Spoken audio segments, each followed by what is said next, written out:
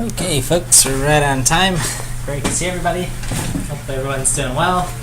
Hopefully everyone's enjoying. When you leave class, it's light outside. Now we're at that point in the year, which is wonderful. So we'll enjoy that for the rest of the year. Just a quick little warm-up. We've talked about this a little bit before, but the difference between runtime and compile time. Just having those sort of in your head always. Those are often trade-offs we're making. Right, we talked a little bit about like static assert and static checks earlier this year in C++, things that happen during compile time before you run your program, and things that happen runtime while your program's actually running. So checking syntax error versus errors are things that happen when you run your programs. Just a little warm-up on that. We'll be focusing more on sort of runtime stuff today. Few course logistics before we hop into the lecture. So assignment 2 for platformer, part 3 has been released and pushed to your guys' repository. So that should be there. Just do a git pull. Again, part 3 shouldn't be any surprises there. It's the same documentation, your postmortem, getting your trailers up for your games, etc. So make sure you get started on your platformer. It is due March 15th is the official due date. So that'll be the Friday after spring break. So enough time to get those tools up and running here. Let's see. So released and then due. It looks like it's far away, but make sure you get a head start on it. Let's see. Other logistics in the course. Breakout grades have been posted on Blackboard, so folks should have gotten some feedback on that. If there's anything you want to talk about, why your feedback was what it was, you can talk to the TAs directly. So Trevor, I think, has his initials. If there's no initials, that means it was Derek. If either of them aren't available, then you can just come talk to me and we'll take a look at it. So either option's fine. Overall, a lot of people had some pretty cool stuff. It was actually, this is one of the funnest classes to teach because grading is playing games, so so I really enjoy that part. But I think overall a lot of people did nice work on their websites, having those sort of under their belt. A lot of folks were exploring other game programming patterns, which was awesome.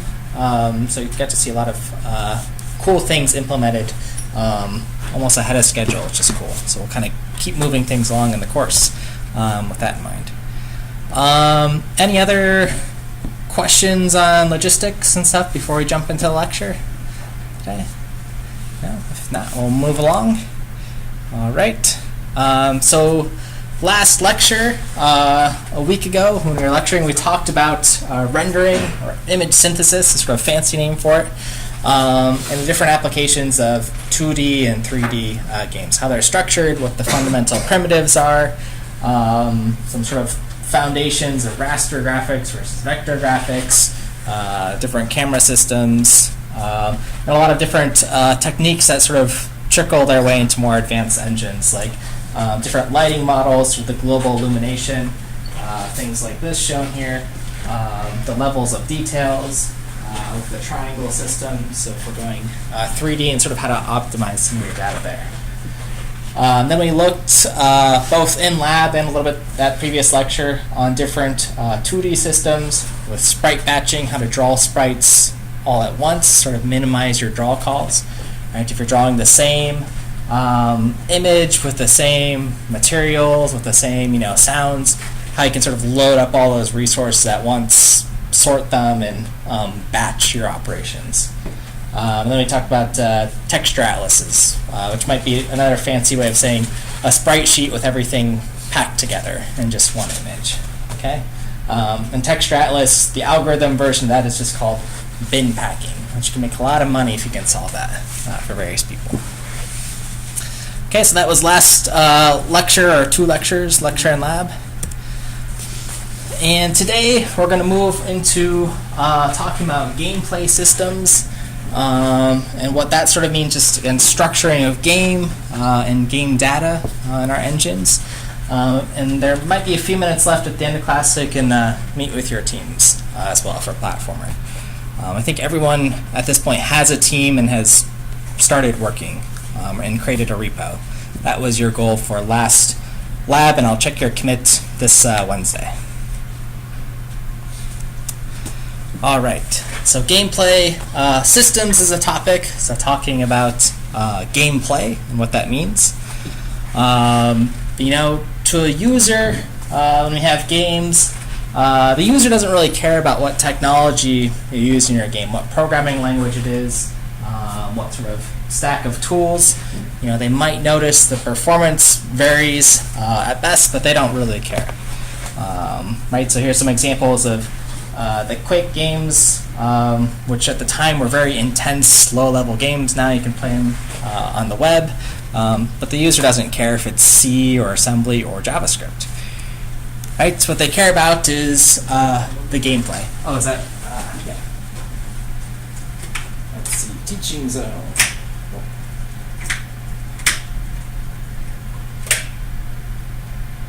One more. Come on. Oh, chalkboard. Okay. How's that? Is that better? Should we leave them all off? Like this, relaxing. And we got light outside, as mentioned. Okay, cool. Yeah, this looks much better. Thank you. So anyway, so gameplay is always the king, right? Having a fun game. So this is a screenshot of a game, Geometry Wars, right? Very simple squares and triangles shooting at each other, and it's reviewed very positively on Steam. Okay. BioShock, another game that's very positive. More complicated, more models, etc., but also positive. And this is because the game's fun to play. Okay. So gameplay is always what matters in the game. So how do we sort of get to that to make it fun? So game mechanics are the things that make up our gameplay. So the rules, how we play the game, the objectives the player has, so how they win or lose the game, our criteria for success and failure, what the player can sort of do to achieve those objectives, interactions with non-player entities in the virtual world, whether that's other characters or just the environment in general, and overall the flow of the game. Those are the things that make the gameplay fun. Okay, so we want some system to support that. Okay, so fun game mechanics plus a good narrative, that's usually what makes up a good game on the gaming side to the user.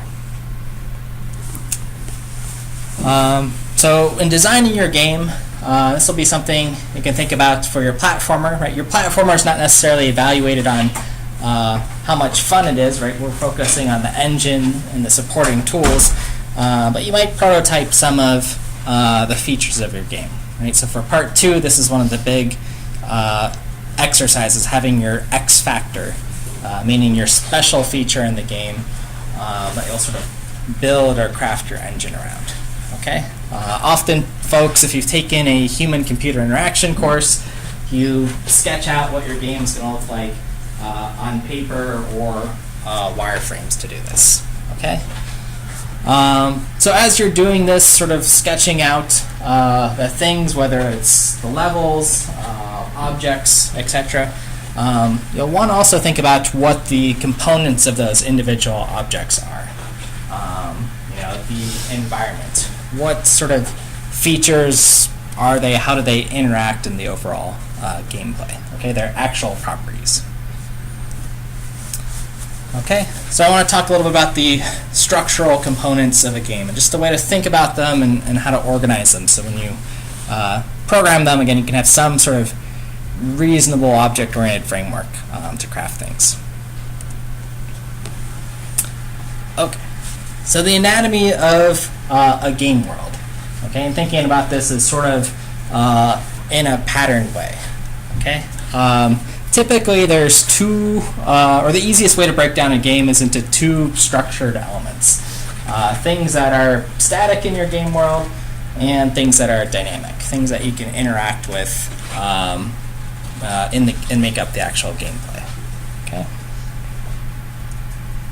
So static things, static elements, these are your terrain, your buildings, roads, bridges, whatever. Anything you can't really have any meaningful interaction with.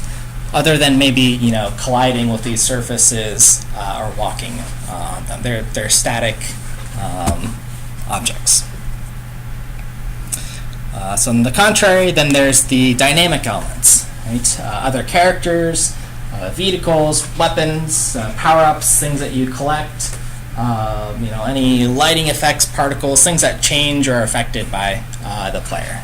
Okay, so here's an example of the Hulk jumping and some cars that move. Okay, those are dynamic elements. They're things that respond to the Hulk's actions.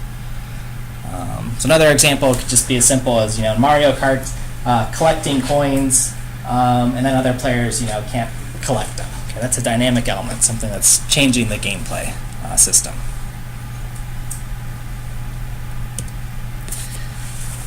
So what's kind of fun to do though is to break down games to see what elements are dynamic and what are static. So I've got a series of different game screenshots, and they're sort of filtering out what things are dynamic or changing versus those that are static. Some of these are black and white from our text, some in color. This is from Uncharted, so here's the final scene being shown. Here's just the static elements, so the character's not here, just the buildings and so on. Here's all the dynamic things in the scene. So the helicopter, some smoke and particle effects, and our main character. And it's kind of interesting to think about in the games how much of each element you can support. So thinking about what the ratio is of types of objects. Right? Dynamic objects, as it might make sense, take more CPU cycles to compute and update things versus static elements, which maybe you can't interact with. So they make up the game world, but aren't as realistic, or you can't break down this brick wall or whatever. It's static. It's there. Okay. So here's another example, again from Uncharted, showing the same breakdown. Here's the final scene, the dynamic elements, and static here. This one's also interesting to look at again. Even some of the things that look static, like these statues or whatever, they're still dynamic, meaning you can interact with them. You can take cover behind this statue. It has some feature that's interactable beyond just collision with it. Okay, here's one in color too, thinking about static versus dynamic here. Again, things you can interact with. There's some cloth in the physics system that kind of moves with the player.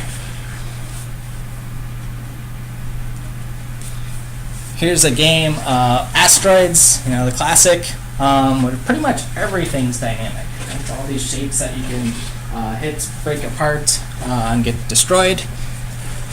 So those are some, pretty much everything in that game is dynamic. But it's a very simple game, so we can sort of afford to have lots of dynamic elements. The Myst games, if you aren't familiar with these, it's a little bit of an older series, but they're pretty much everything in the entire game is static. You're moving through a series of pre-rendered graphics. Occasionally there'll be things that move, but they're just pre-rendered movies that play when you get to them. Okay, so this is what Myst is. So it's an almost entirely static game. Occasionally there's like menus and things you can click on, but everything there in their engine is static.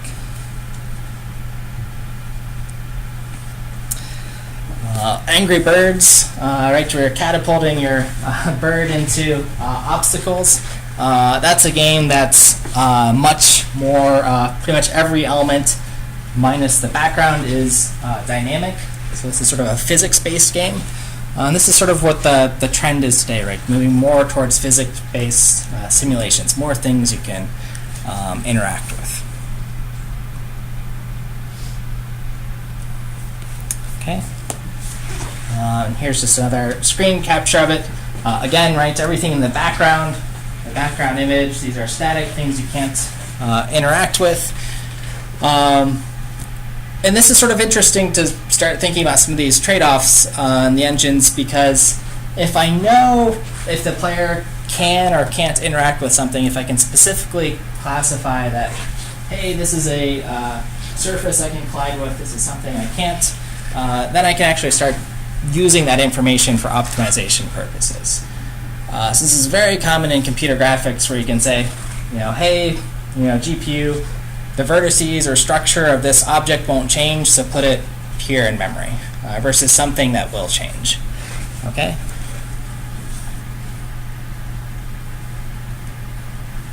All right. In engines like Unity, you often set this very explicitly. In the physics engine, if you make any object a physics object, you set it to dynamic or static. So it's something that can just be collided with. Can it move around, and at what precision level should it move? Okay. So that's where this stuff gets incorporated directly into the engines.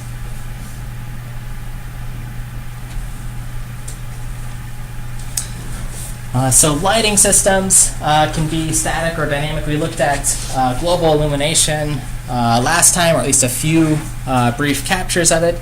And this is typically a very expensive operation to support in your game. So even this object moving around, it's constantly computing where light is and where shadows are. So if we can give the option, or at least support our engines to do some of this stuff statically, we can save a lot of cycles and optimize things. Okay, so lighting optimization, again, very common for a graphics task, is to bake in the lights into the structure. So this is the object before, and this is after some simulation, just baking the textures in it. It's called a light map. Okay, it fakes the appearance of lights well enough in an object without having to do that constant computation of lights. Okay.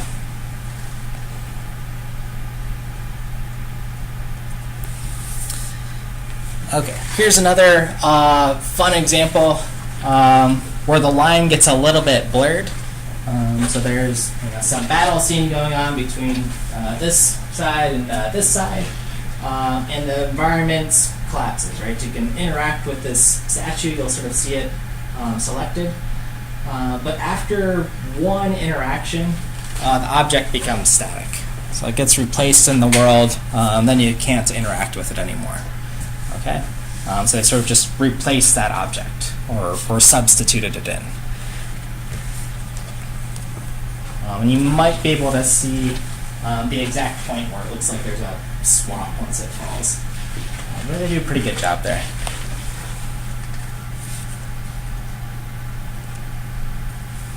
Okay. So determining what objects should or shouldn't be dynamic, that line can be a little bit blurred. Dynamic objects could just be things that are moving, as noted by like some timer or script, but they're not able to interact or change the environments or any way.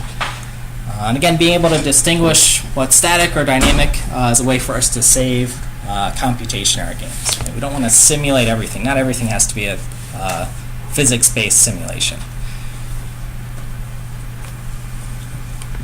Okay, so that's a little bit on static and dynamic elements. Okay, any questions on that idea of just separating those categories on the structure? Cool.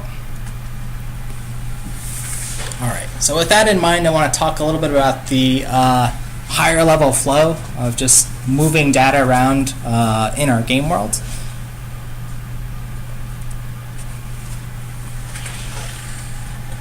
And typically we structure our worlds into chunks. So this is something, again, in a game that is fun or positively reviewed, the player should never really notice, how the world's broken up. Us as designers or artists or, within the game engine, we can pretty explicitly see, a chunk of the world here or the second chunk here.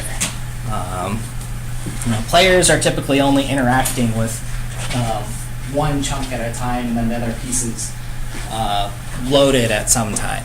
Okay, and those chunks are made up of some collection of our static and dynamic objects.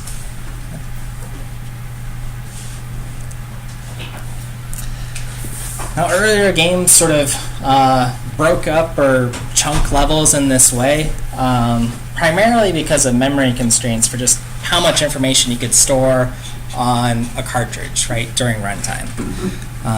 So we had sort of this limitation of, what levels of detail we could show, how many objects could be here, how much information could we process.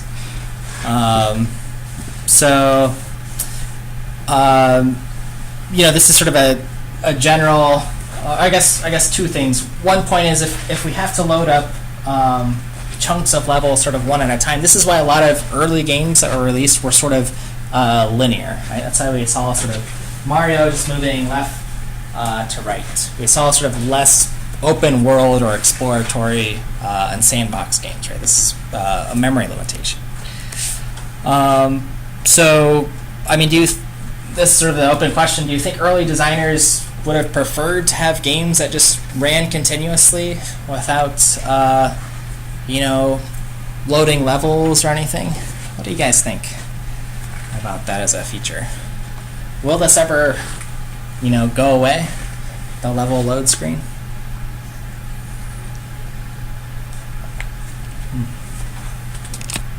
Something I'm just trying to think about from sort of a design perspective on engines. Yeah. Would it be possible now with more memory to preload the next level while the players are supposed to be in? Yeah, a lot of games start streaming in information, so you get sort of a more seamless experience, especially again in like open game worlds or sort of these sandbox games. World of Warcraft, Grand Theft Auto series, sort of, you can stream in the data, and that sort of fits for them. The trend, I think we'll sort of have both. This is an open question. I don't know if there's any answer at all. The big trend, I don't know if you guys have seen in the news that Xbox is working on their next console, and they're working on putting a lot of it on the cloud. Which might imply more computational power and no more loading screens, so it can have this. So this is why I was thinking of this. And another thing to think about too, again, just from the gameplay side, is is Mario would it be more fun to play as just one giant level, or not? Or is it nice to have pauses in between? That's something to think about, giving the player a break or showing a loading screen with directions. Something to think about.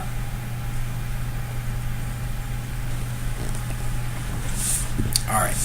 So in this sort of chunk model, as mentioned, Mario forces us into this linear progression, but here's the different examples of something that's more of a open world.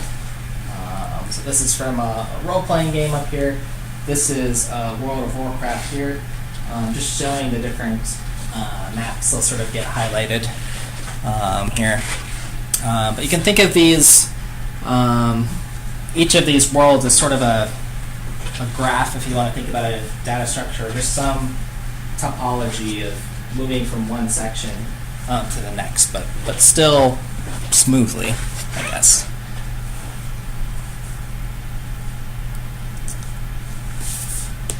So here's sort of a graph of visualizing a player's progress, whether you think of these, objective 1, objective 2, objective 3. The first 3 here take place in this sort of chunk of the world.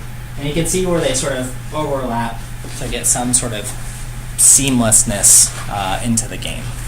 Okay, so I think that's sort of a nice visualization of the world and what the player is actually doing to make progress here through the game world.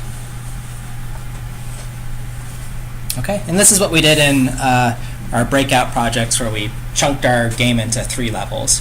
Right? You finish one, load into the other, and then move on.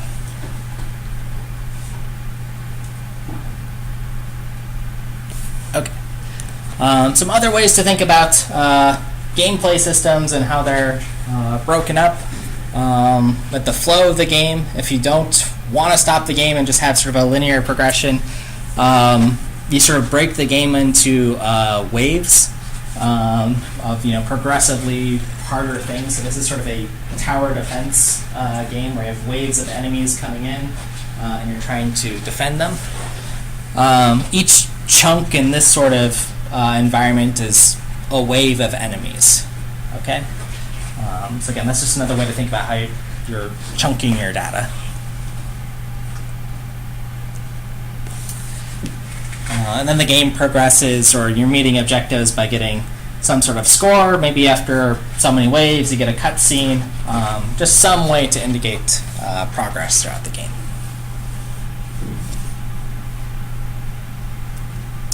So cutscenes and full motion videos take the flavor of something within the in-game engine, or something that's totally pre-rendered. So here's two game series sort of notorious for that if you want to look at Metal Gear Solid or Final Fantasy.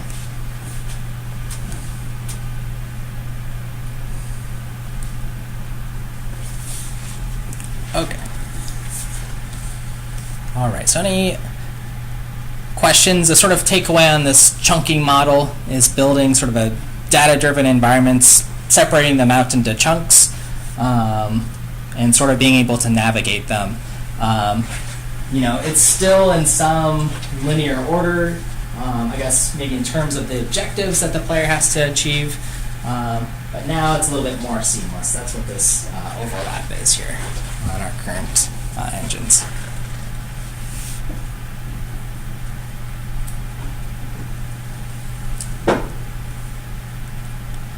Okay. So building our world now. Okay, so here's what we have. Chunks that we have to arrange in some logical order.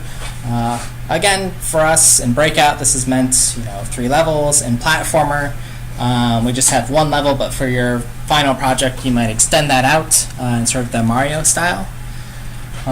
Each of these chunks has some collection of objects that are static or dynamic elements, we're often going to need some sort of tools to support building these levels or chunks. Okay, so that's an exact example of our tile editors and sprite editors that we built. Yeah, question. So for something like the platforming project, is it okay to have a chunk be a level, or should we have a new chunk loaded in every 2 or 3 screens? That's a good question.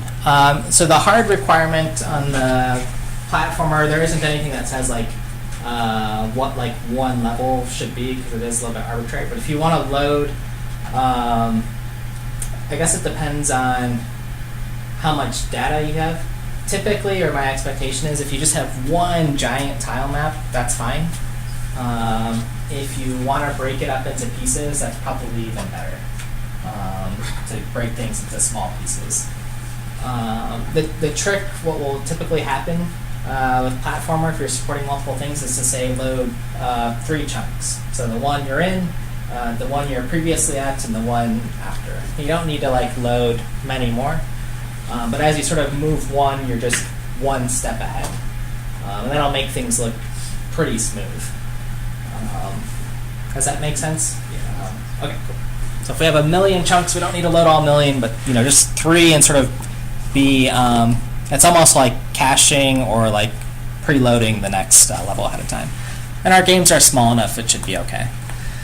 And again, you might be able to get away with more, depending on how much logic or how much dynamic things you have going on. So that's really what the first chunk of this lecture, first, I don't want to overload the word chunk, but first bit of this lecture is about thinking about how much you have going on, static things or dynamic, right? How much computation is going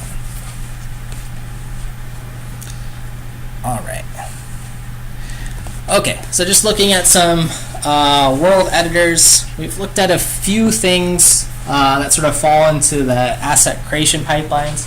Right, when we talked about different 3D tools, 2D and sound tools at the start of lecture. In the gameplay space, There's a few typical world editors that are very commonly used, so we can sort of model after them. The first couple are 3D, and then I'll show another 2D one. But the Radiant editor, this was really one of the first ones used with Quake and Doom engines, where you could see sort of a live preview of the map, select textures, and then actually just draw the geometry in this window here. Valve Hammer Editor came along later, also very similar. So you can draw the geometry and then see some live preview of the object or things that are going to show up here. Unreal Engine today, again, very similar. You have some geometry you can draw here and then a live preview of what's going on. So you kind of get the theme here of having the live preview as you design things, and can see what your game's actually going to look like rendered in your engine. Very helpful for iterating. Okay, and then we've got all the tools and the things you can do, all the objects you can add, properties you can change for each object, all baked into the editor. And then finally, Unity 3D has various tile map editors built in. So again, this might be something you draw for inspiration in your tile map editors. Again, the more closely it's integrated to your actual game running, or if you can have your game actually running here as you design it, the stronger these editors tend to be. Right? So again, I think everyone has answered yes, they've used Unity on the survey. So Unity has a button play that you just click on and then you start running in your actual game. Again, thinking about how that helps your iteration and development time, it helps productivity quite a bit.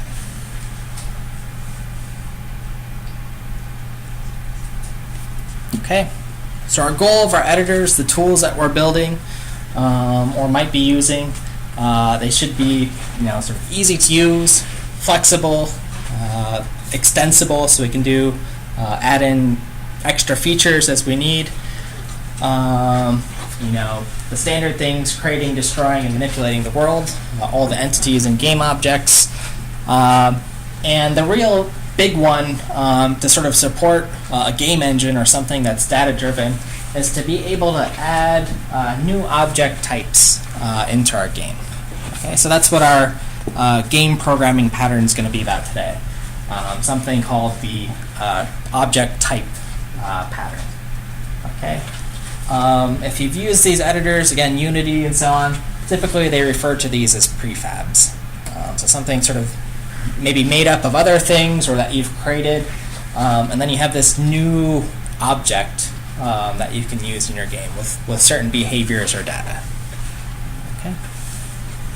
Okay, so that's the real goal of a world editor. Okay. Here's an example of a prefab. So someone's designed this weapon here, and it's made up of many different boxes and geometries and some of these other shapes here.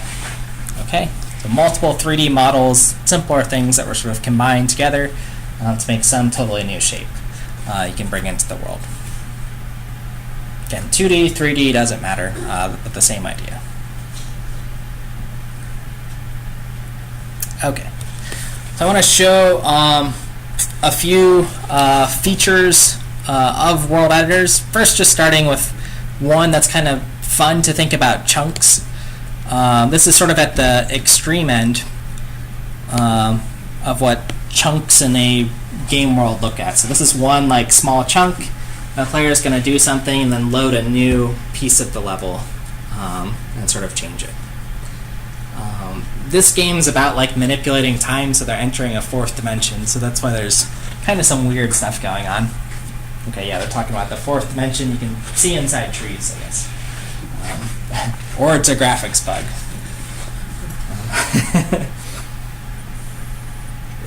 But this is kind of a cool one. Again, at the sort of extreme end of chunks, where depending on the sort of topology of where they're traveling in this game, there's more of the map being loaded and very like specific things that you can interact with here in each of these world chunks. There's an additional computer file, which is like a YouTube channel talking about how exactly this is designed. But again, we can just think of it now for just as world chunks here. Okay, let's see. A few more interesting notes here. Okay, so they've got they're just highlighting the things you can interact with. Okay, so I'll move us along to the next thing. Okay, so that's creating some chunks.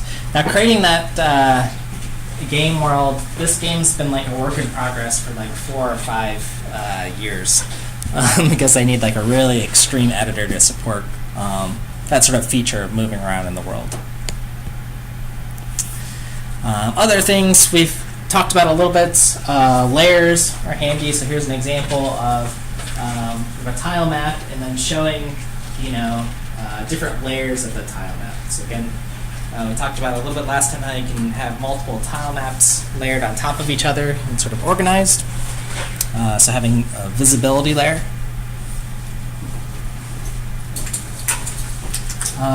The property grid in the game world editors. Property grids referring to this menu on the right, meaning you have these properties that you can change, and it directly changes something on the screen. In this case, the property grid is changing the size of the grid.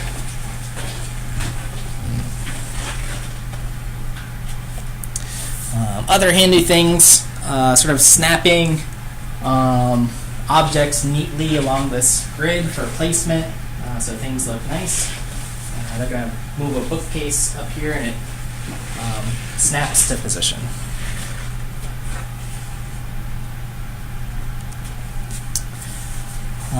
Very specifically controlling what the type of an object is, so legal things that your game engine understands, what a light is, a particle is, a trigger, maybe some kind of shape like a spline, are in the editor. And then some sort of saving and loading of data needs to be in your editors. Here's an example being shown of creating breakout levels just by sort of clicking. This could be very, again, similar to your tile map editor. All right. Okay, so those are some common features.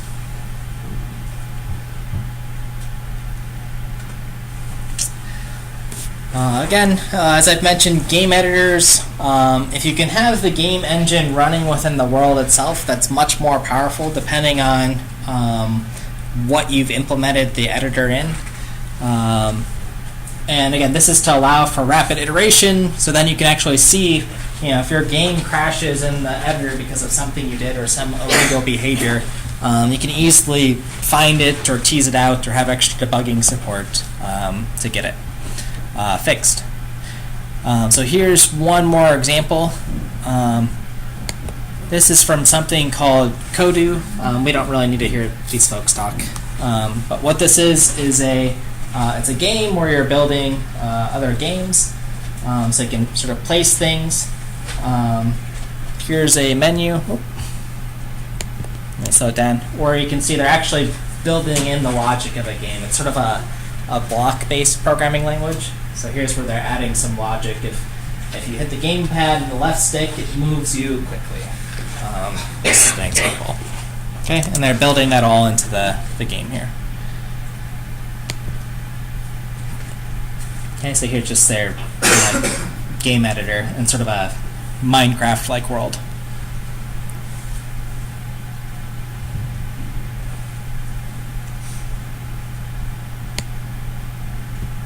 Okay, so I sort of get the idea from there.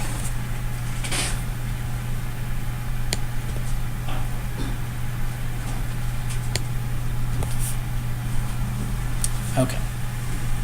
Again, this is an example with the Unity and the play button for rapid iteration.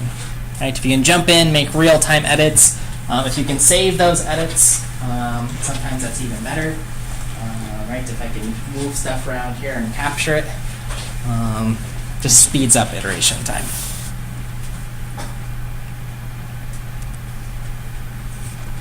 Okay. Any questions on world editors?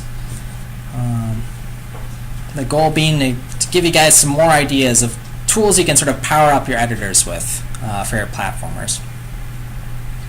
All right, cool. All right. So now I want to talk a little bit about something called the object model. So I talked about how we can structure objects.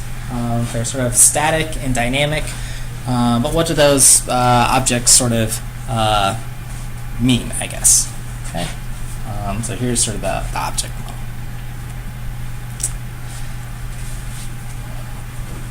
model. So we started lecture with sort of gameplay in runtime and compile time, sort of the difference between those things. Runtime, again, running our system. Compile time, what happens when before we run our code. There's actually like a third time, I guess, which we just sort of call tool time. Whatever, if anyone watched that show, Home Improvement, Tool Time, or whatever.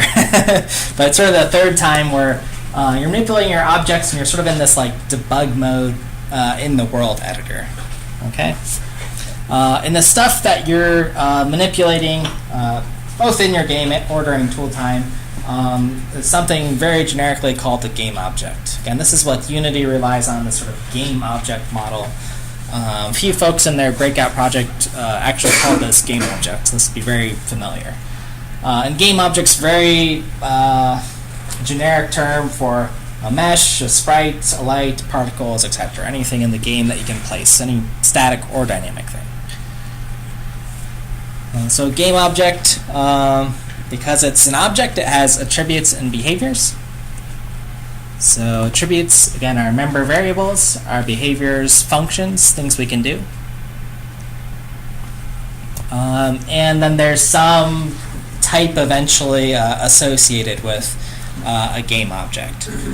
It's a player, it's an enemy, a weapon, a sprite, a particle, whatever it is. Okay.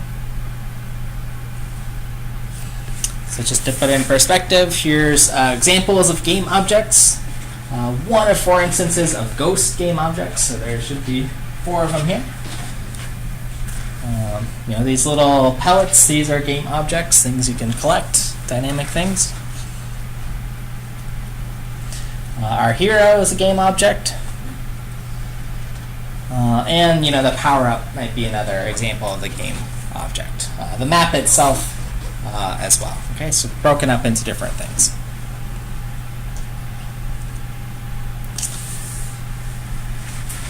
So depending on what mode we're in, if we're sort of in the editor at tool time or doing something at runtime, we have to sort of make this decision on, do those game objects act exactly as they would, or do they have some different behavior? So typically what this means is if you're sort of in debug mode in Unity. At tool time you have extra debugging features enabled, extra things associated with your game object. Maybe some logging information, things that help you hunt down bugs, for example. Tool side things, you might also disable some features, because if you're just debugging gameplay, you won't need. So getting rid of some physics effects, some lighting, etc. Might be fine. Okay. So that's sort of the question answered in a way. If you think you should have more functionality that can be done, typically the answer is yes. Why not? Cheap in a way. It sort of depends on what you want. Extra debugging and things are probably fine.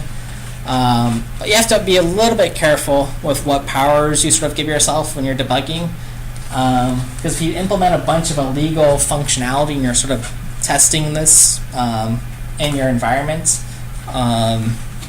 then what are you really testing? Are you testing the actual game or just the debugged version of the game, or the debugging version? So I tend to lead more towards consistency. Right? Don't give yourself too much power.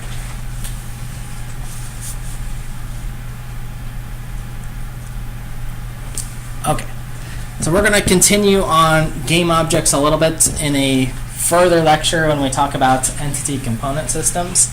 This idea that this game object is just this very generic structure, I guess, but we want to be able to associate particular attributes and behaviors to our game objects and how to actually do that. Okay. But for now, just know we have game objects. There should be some attribute or some way of thinking about them as either dynamic or static things to help your engine process them. That line might be a little bit blurred. Some collection of those objects form a chunk in your game world. That's sort of the technical thing. And a bunch of those chunks make up your game. We'll want some world where we can think about things in chunks, so we can sort of stage things in small pieces, like in our platform editor. And how we navigate them in the game, there's some ordering, right? It can be sort of like Mario, level by level, or a more complicated topology of how you get from level 1 to 0 or objective, 1 to 2 or whatever. Okay. And then hopefully you're left with a game.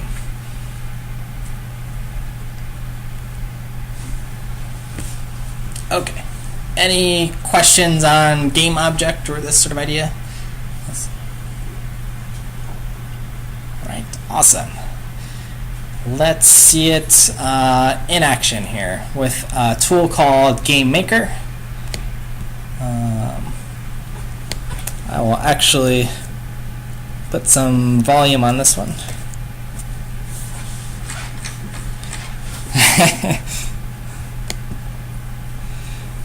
Yeah, I left my screen unlocked once, and I've lived with that monkey for about a month here. Let's see. Hopefully this won't blast us away.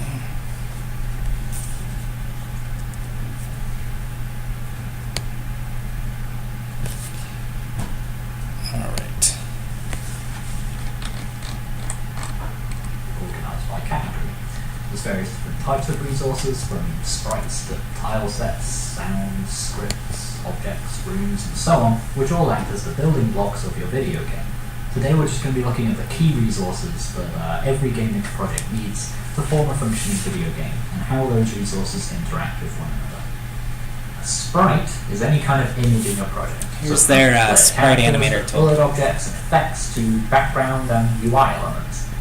Any sprite can be an animation and not just a still image if it just has multiple frames in it.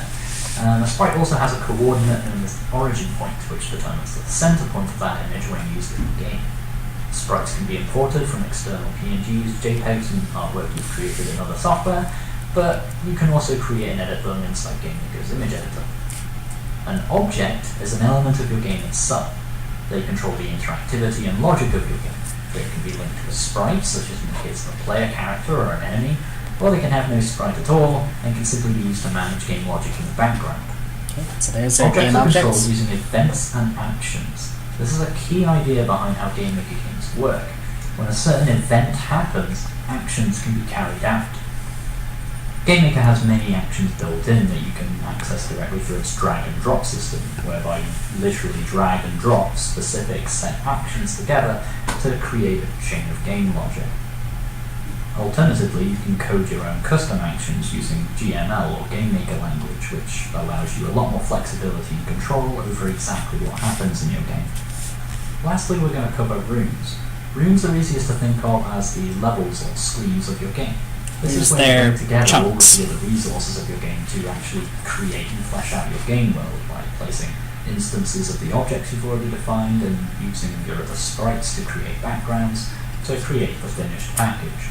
Every Game Maker game needs at least one room to actually run, and the room that's at the top of the resource tree will always run first when you actually run the game. You can then use your objects, events, and actions to move between the different levels and screens of your game while the game is running. So to summarise, while there are many other resources that we haven't touched on here, such as sounds and fonts, primarily a GameMaker game is made up of sprites, which are images, objects which define game logic, and rooms which you use to organise those objects as instances. By combining these different resources together, you then have a working video game. Thank you very much for watching. Alright, and that's GameMaker. Has anyone actually used GameMaker to build a game or played around with it? Yeah, it's a pretty handy tool. You know, it might be a good inspiration for those who haven't taken a look at it for actual platform editors. You know, this wouldn't be out of the scope for a final project to implement some of these things shown here, or at least the interface. And then Wednesday we're going to take a look at, they have their GameMaker language. We'll implement our own scripting language, so that's our lab on Wednesday. Okay. But I think this is a nice, in 3 minutes, wrapping up the things we just talked about. So it's kind of cool. Any questions or comments on GameMaker? Otherwise, we're going to go take a little break for 5 minutes. And yeah, before I made assignment 2, I hadn't watched this, so we're on track. Alright, 5 minutes, 3:48 we'll reconvene with our programming pattern, and then we should have some time to meet with teams before we leave. Alright, so go ahead, stretch your legs.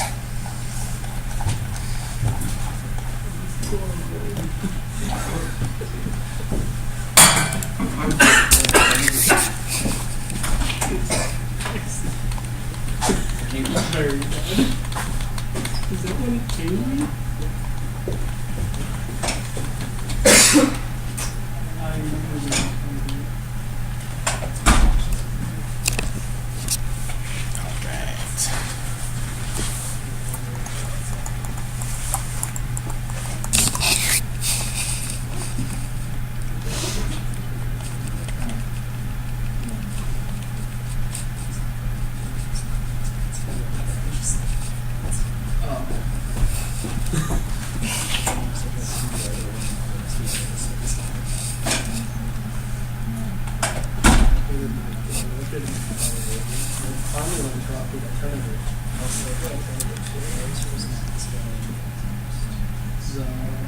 Yes, it was just a very light not supposed to be it is changed a lot.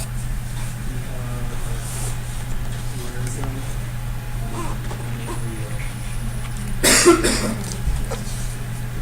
I really just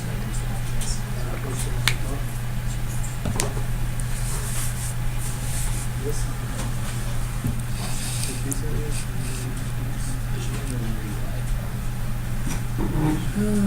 Font size, text color, 0, 0.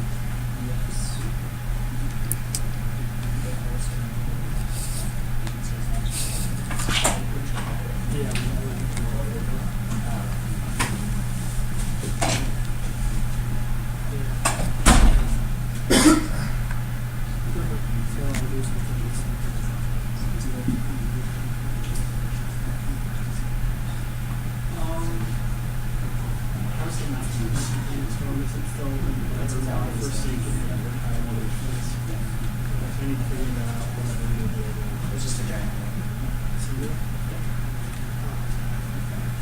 He doesn't.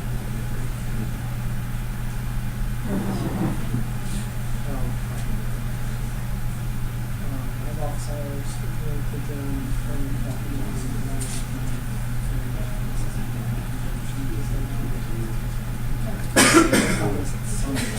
Yeah.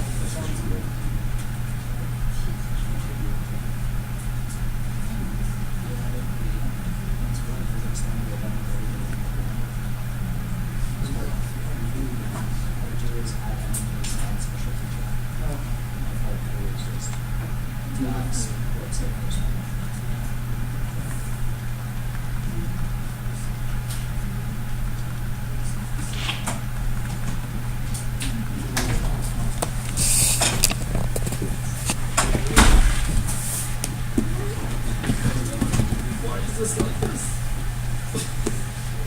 What?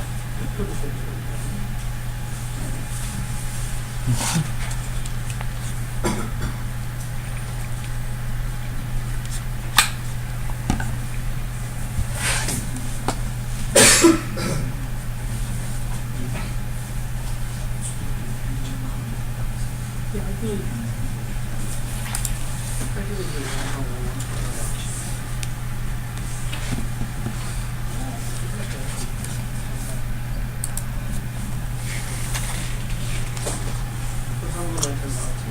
something really bad. This one's not really bad. This is literally just a generic thing.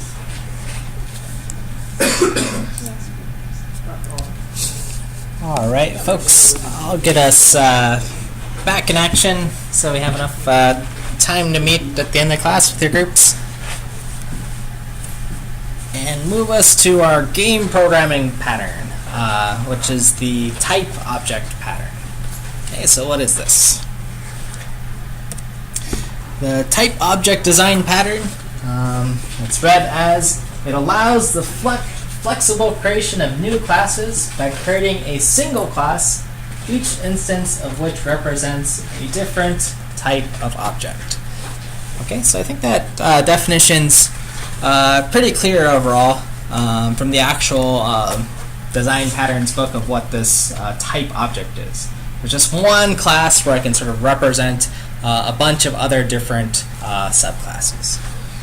Okay, well, let me sort of walk through the example what this looks like to make. Okay, so here's the real problem we're trying to solve with this pattern. Say you're designing some role-playing game. You have all these different types of monsters, dragons, trolls, orcs, all these other minions. You can imagine in some games, really large-scale games where you have hundreds or even thousands of these different creatures. They each have different attributes for, whatever in the game, their health, their speed, magic, their names, whatever, for all these different creatures. Okay, so it's a lot of data. So we can sort of imagine starting with some sort of class here for our monster. So here it is, the monster class. It's got a destructor that can be overridden, something about its attack that can be overridden, or how it moves, all the properties here. Its constructor here to set initial properties for health, for example. Okay. So if you want, your dragons, trolls, orcs, whatever, you can simply inherit from this class and create a subclass. Okay. So what's that look like?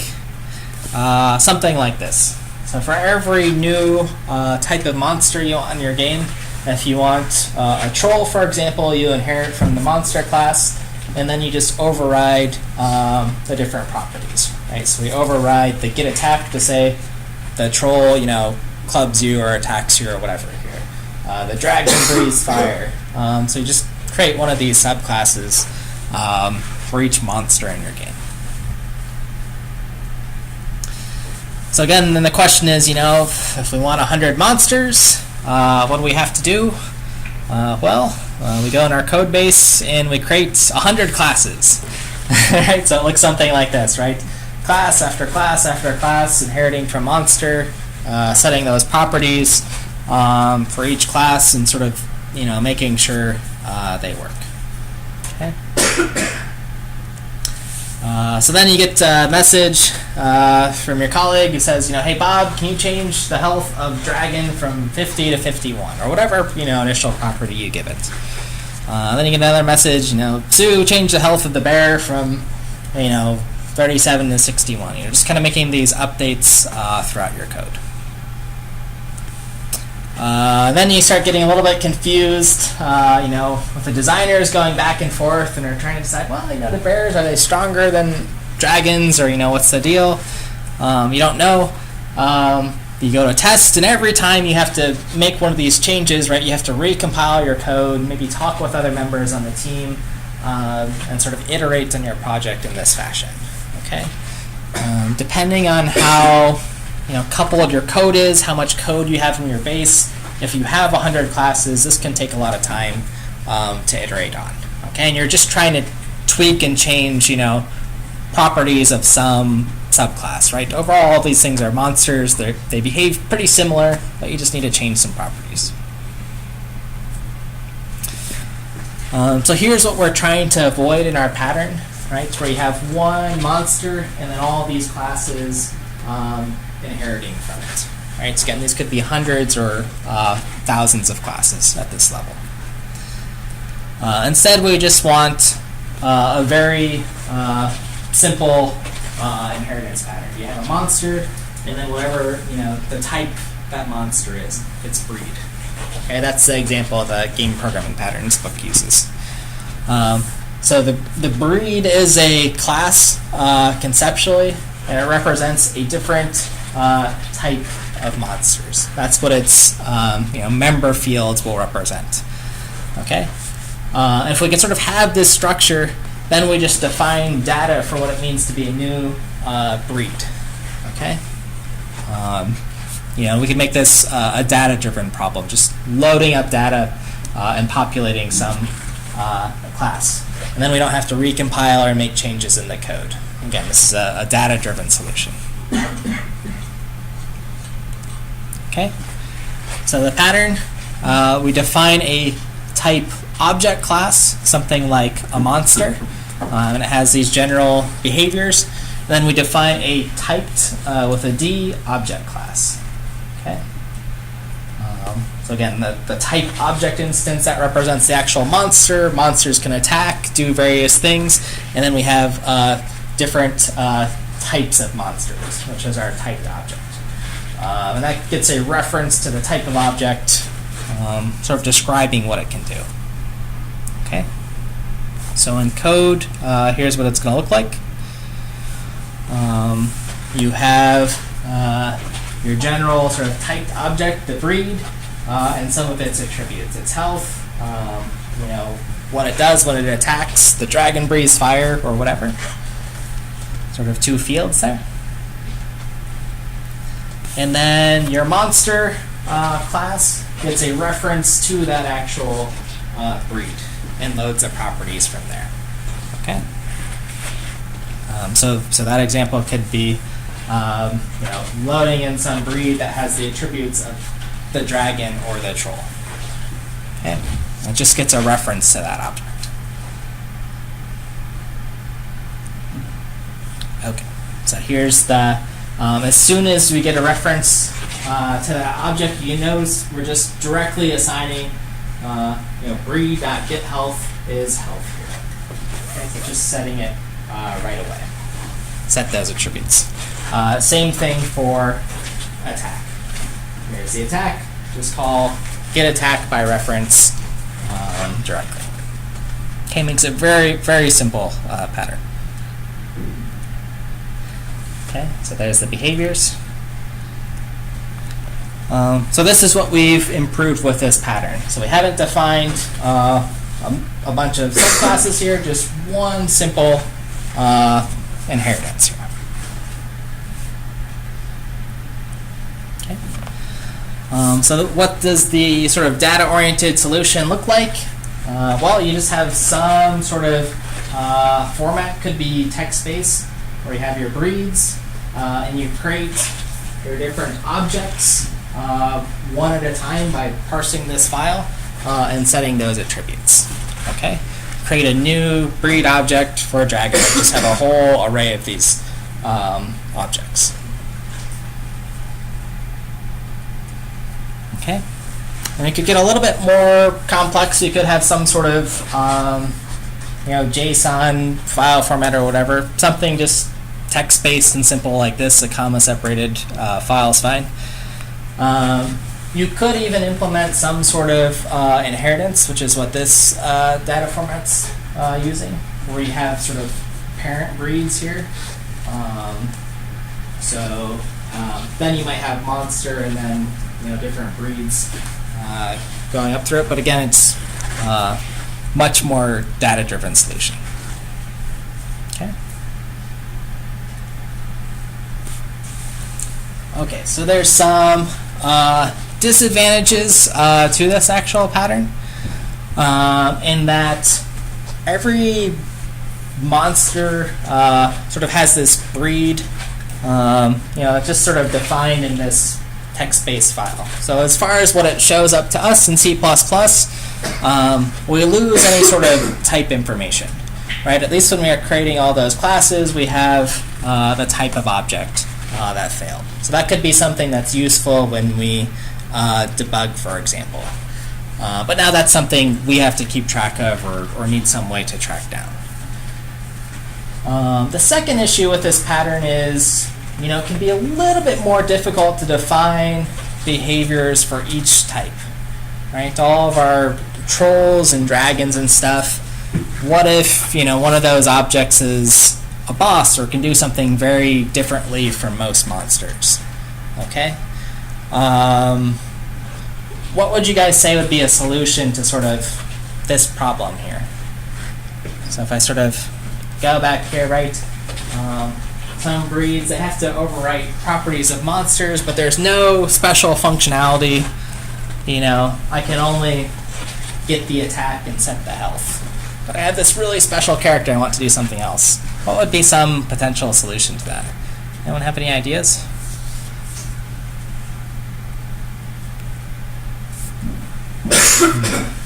What if we want different behaviors for our monsters? Because it's cool if we can just set their health and different attack messages or something. What do we have to do? What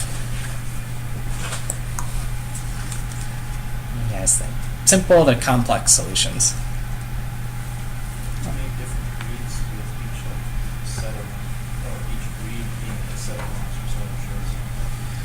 Yeah, so we can have a couple different breeds and then different functions within them or something, or maybe a property that says if the monster's intelligence is 100, it uses this function. If the monster's intelligence is 200 or whatever, it uses some other function.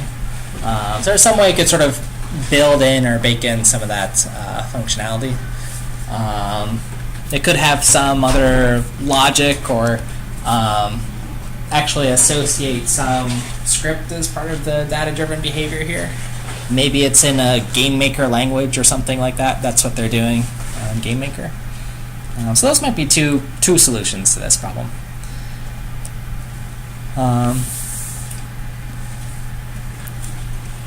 So two things to think about. What may I have to add on?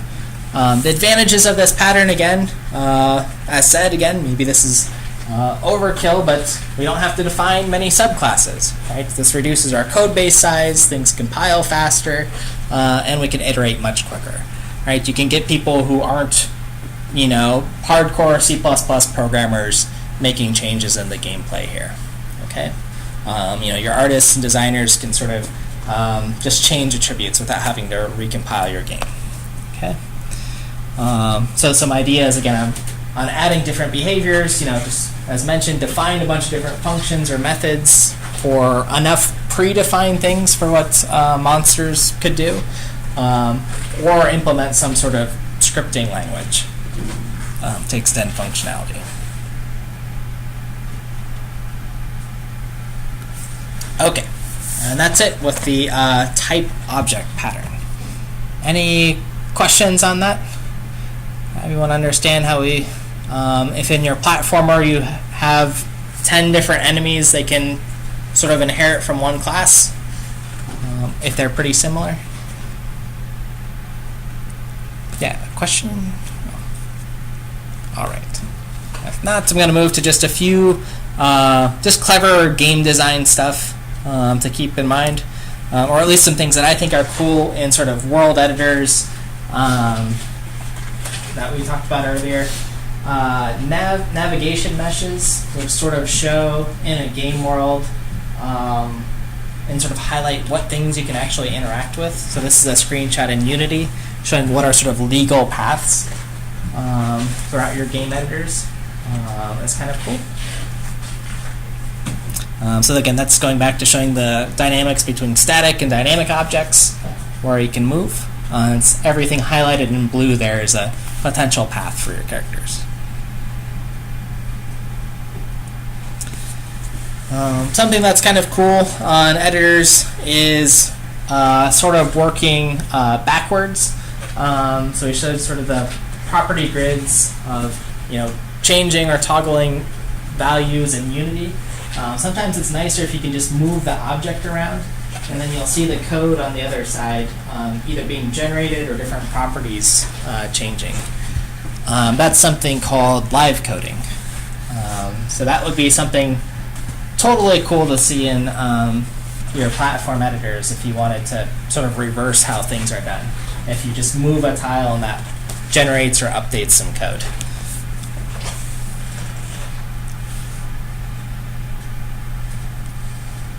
And typically, here's sort of the thinking question. Thinking about what extra information you need to pass around with your game objects if you're going to have this sort of functionality here. What information is being stored? Is this writing information to disk? How is it updating things here? How is that link being created? That's something to think about. All right. And then that's it. Gameplay systems. We have a short in-class activity, sort of just a survey in the class. So open that up. If it's not already open, just feedback stuff now that your project ones are in. And then as soon as you finish that, find your teammates, meet with them for a few minutes, and then I'll be around to take or answer questions on Platformer. And then that's it. And then office hours after, and then hopefully see some folks at 6. I'm doing a game portfolio workshop, sort of getting that set up. So if you're hunting for co-ops and those kind of things, 6 o'clock, I'll see you.